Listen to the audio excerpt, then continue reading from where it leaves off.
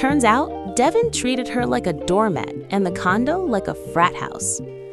December 20th, 2024. I hadn't heard from Kath in 9 days. Not a text, not a call, nothing. She'd just given birth to twin girls 6 weeks early.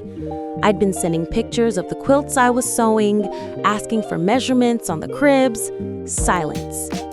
Devin, meanwhile, was posting shirtless yacht videos every single night. Champagne waterfalls, bikini girls, captions like, living my best life, #destined nights, #boss moves. A mother knows. I felt it in my bones like an incoming nor'easter. I booked the 6:10 a.m. out of Detroit, loaded my white Cadillac Escalade rental with the minivan's worth of Christmas, and hit the road. 2 giant suitcases of toys, a cooler of homemade pecan pies, a pan of cornbread dressing, and an envelope with 4 Disney World annual passes. Surprise, I thought. Grandbaby's first Christmas with Grandma.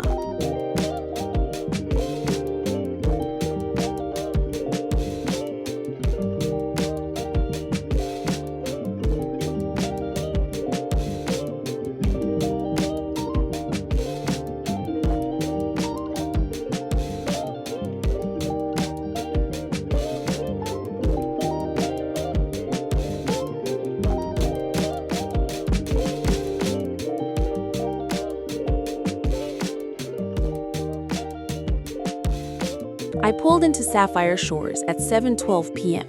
Sun already gone, Christmas lights twinkling on every balcony except ours. The lobby security recognized me, waved me through. Elevator smelled like weed and Victoria's Secret body spray. When the doors opened on 10, the condo door was cracked 6 inches. Music thumped so hard the walls shook. I pushed it open with my hip. The living room looked like Coachella and a strip club had a baby, and the baby exploded. Red Solo cups everywhere, LED strips flashing purple, some rap song screaming about throat babies, sliding glass doors wide open to the Gulf, and not a single trace of my daughter or my grandbabies. I kicked off my snow boots, old Michigan habit, and walked straight to the master suite. Door locked from the outside, deadbolt thrown. I rattled the handle. "Kath, honey, it's Mama." A weak, raspy voice floated through. "Mama, help, please." I didn't think. I lowered my shoulder like I was a 250-pound linebacker and slammed. Wood splintered. Door flew in. Catherine was on the bed, curled on her side, soaked in sweat, lips blue, eyes glassy, postpartum belly still swollen, but the rest of her looked like a skeleton, an empty bottle of children's Tylenol on the nightstand. No babies, no breast pump, no diaper bag, just the smell of infection and despair. I hit my knees beside her. "Baby, I'm here, I'm here." She could barely whisper. He locked me in, said I was dramatic. Babies are NICU. He hasn't been. I was already dialing 911. Destined Fire Rescue, what's your emergency? My daughter is septic. 10th floor, Sapphire Shores, Unit 1004. Send everybody you've got and find out which hospital has the Williams twins. Do it yesterday. I hung up, kissed Kath's burning forehead, and walked back into the party. Devin was on the balcony, DJing from his phone, shirtless, gold chain swinging, surrounded by 5 girls young enough to be his students if he'd ever finished community college. He saw me and threw his arms wide. "Miss Ruth, you made it! Early Christmas miracle, baby." He smelled like tequila and bad decisions. I smiled the smile I used to give lying salesmen back when I ran the dealership. "Evening, Devin. Where are my grandbabies?" He waved a hand. "In ICU, they're fine. Preemies, you know. I just needed to blow off steam. Come get a drink." I looked past him. Down on the marina, the brand new 2024 Tesla Model X Plaid, I'd bought them for the babies, was parked sideways across 2 feet into the water. Trunk open, subwoofer still thumping. 2 girls were dancing on the roof. I opened the Tesla app on my phone. Vehicle status? Owned by Ruth E. McKenzie. I tapped disable vehicle and honk and flash 3 times for good measure. The car went dead silent. Girls screamed. Devin spun around. What the hell? I slipped the phone back in my purse. Devin, sugar, I'm taking my daughter to the hospital. You keep partying. We'll talk later. He laughed. Cool. I'll Uber home. I leaned in close so only he could hear. No, baby. You're gonna. I turned and left. Sacred Heart Hospital on the mainland had the twins.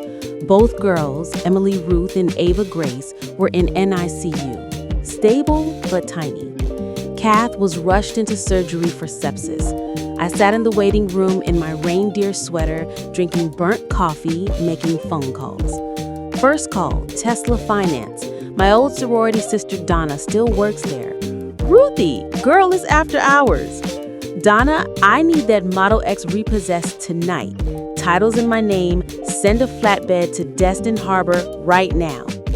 Done. Second call, my attorney Marla Shapiro in Panama City. Marla, I need an emergency quitclaim deed, Sapphire Shores 1004, from me to Catherine Elizabeth Mackenzie Williams only. I want it recorded tonight. Ruth, it's 11 p.m.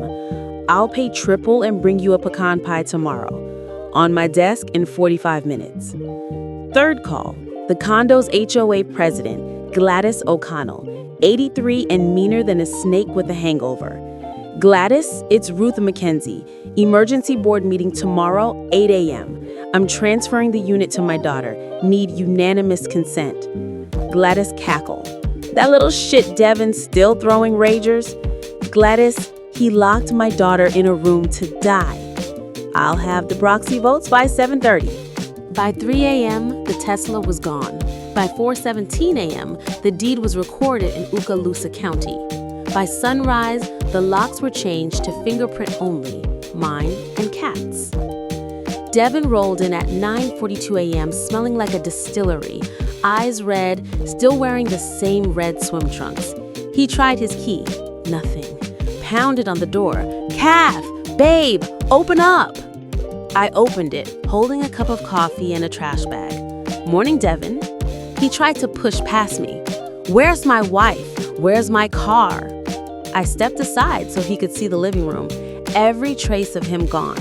PlayStation, Jordans, Rolex, all of it in black lawn bags lined up like soldiers. Your wife is in ICU. Your car is in Mobile being auctioned as we speak. And this is no longer your home. He laughed, nervous. You can't do that. I handed him a copy of the recorded deed, still warm from the printer. Already did. He lunged for the bags. I let him. Inside were exactly 3 things. 1 pair of boxer briefs, his toothbrush, and the gold chain, which I'd already swapped for a $12 fake from Walmart. The real chain was on its way to a pawn shop in Pensacola, proceeds going to the twins' medical fund. Kath came home 6 weeks later with 2 healthy, chubby miracles. I sold my house up north, bought the unit next door, and turned the condo into a pastel princess palace. We painted the walls pale pink, hung white lights year-round, and every evening we walked the beach with a double stroller while the girls giggle at seagulls. Last week I was strolling the boardwalk and passed the little hand car wash on Highway 98. A skinny guy in a soaked gray jumpsuit was scrubbing bugs off a Suburban, hands red and cracked from chemicals. Devin, he looked up.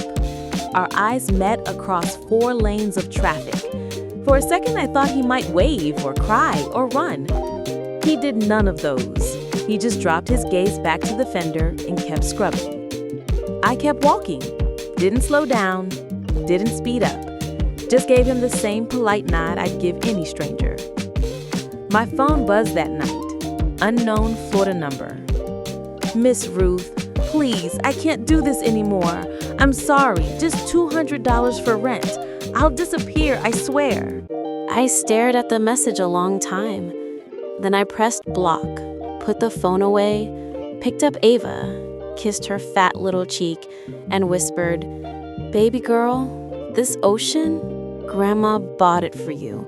Nobody will ever lock you in a room again." The sun was setting fire to the Gulf, and for the first time in years, my heart felt light enough to float. Merry Christmas indeed.